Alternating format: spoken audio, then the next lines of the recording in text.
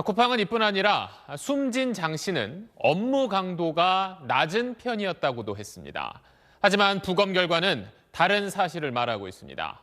장 씨가 무거운 걸 반복적으로 들다가 빠르게 근육이 파괴됐고 그게 사망에 영향을 미친 걸로 나타났습니다. 이 내용은 조윤아 기자가 단독 취재했습니다.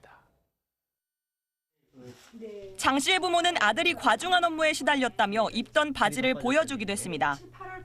물류센터에서 일한 1년 4개월 동안 장 씨의 몸무게가 15kg이나 줄어 바지까지 새로 사야 했다고 했습니다.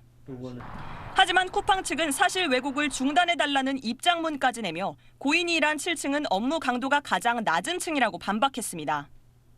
하지만 산재 보고서 내용은 완전히 달랐습니다. 장 씨는 무게가 5.5kg에 달하는 상자를 하루에 약 100번까지 옮겼고 30kg 나가는 상자를 운반기구에 하루 40번까지 실어야 했습니다.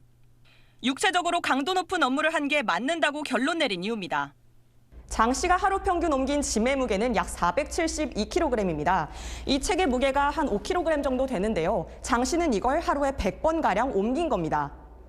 장 씨와 같은 업무를 했던 작업자도 일이 끝난 뒤엔 몸을 움직이지 못할 정도로 힘들었다고 말합니다. 왼쪽 어깨를 아예 쓰지를 못하는 날이 오더라고요. 네, 갑자기 그렇게 고장이 나더라고요, 몸이. 울었어요, 아파가지고. 고용노동부가 고시한 근골격계 부담 작업의 범위는 하루 평균 250kg 이상입니다. 장 씨는 이 기준의 2배에 달하는 노동을 한 겁니다. 조사 보고서엔 또 평균 체격에 지병 없던 장 씨의 근육이 빠른 속도로 파괴됐다고 적시했습니다. 과도하게 물량들을 분류하거나 옮기거나 하는 과정에서 근육을 굉장히 많이 썼다는 거죠.